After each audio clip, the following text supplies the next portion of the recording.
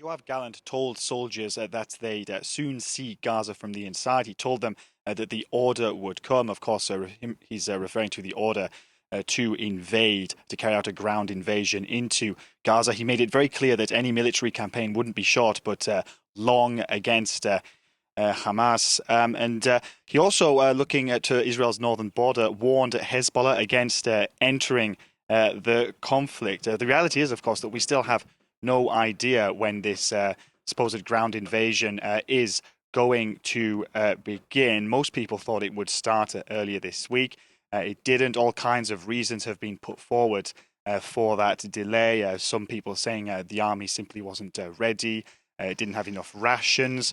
Other people blaming the weather. There was, of course, a lot of heavy rain at the start of the week, which changes fighting conditions.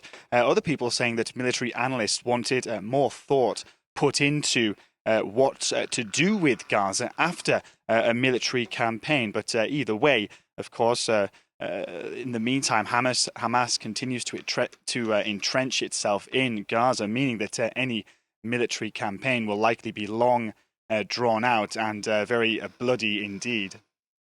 Yes, and Hamas continuing its campaign, as you say. There have been further exchanges of fire at Israel's northern border, Andrew. That isn't too far from where you are now. Tell us what the latest is there.